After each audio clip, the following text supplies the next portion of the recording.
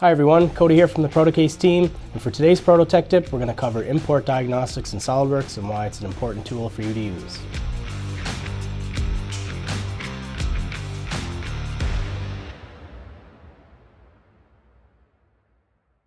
We work with engineers and innovators all over the world who need metal parts and enclosures made really quickly to their exact design requirements. Our goal is to make the entire process as easy as possible, so we accept all kinds of different file formats for your designs, and we even offer our own free CAD software as well if you want to start from manufacturable templates. But out of all the design software out there, SolidWorks is by far the most popular for our customers.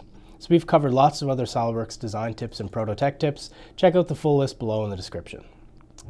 But for today specifically, we're going to talk about Import Diagnostics. So this is a tool within SolidWorks that should be ran on 100% of imported files that you drag into the software to use.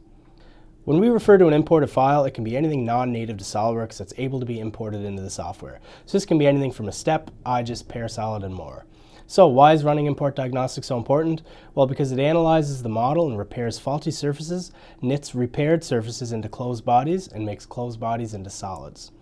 Okay, but why is that important? Well, using a non-native file to SolidWorks always comes at a slight disadvantage because you no longer have access to the feature tree or any of your sketches, mates, etc. that would normally be present on your SolidWorks file. Also, during the importing of these files, some funny things can happen with the surfaces of the model, causing them to not be closed properly. So the Import Diagnostics tool does a quick once-over and attempts to repair everything so the file is solid and ready to be used.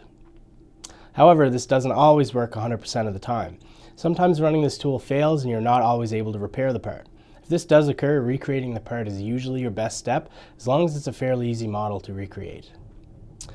But if the model is complex, you may want to go back to the software it was exported from and tinker with the export settings to see if you're able to get a solid file. These export settings can differ between software, so it's always best to look for online help if needed. So let's do a walkthrough of how the Import Diagnostic tool works. For errors in your geometry, it has a three-step process. 1, it'll try to recreate the trim boundaries of a face based on the surrounding geometry, which often fix overlapping faces. 2, it will trim away defective portions of the face. And 3, as a last resort, it'll remove the face, and using the gap repair algorithm, it'll attempt to fill the resulting hole. It all sounds so complicated, right?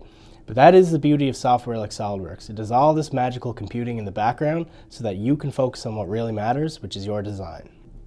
So the main takeaway for today's Proto Tech Tip, if you're dragging a non-native file into SolidWorks, you really have to use that Import Diagnostics tool to make sure your file will be ready to rock in SolidWorks. Bottom line, we are here to make the process of sourcing your custom parts faster, easier, and better. Whatever design software you work in, we're here to help. And hey, if you'd rather pay our team to design what you need, we can do that too. So make sure to check out some other helpful SolidWorks tips in the description below, or email info@protocase.com to get connected with our team. Thanks for watching this week's Proto Tech Tip. We'll see you next week.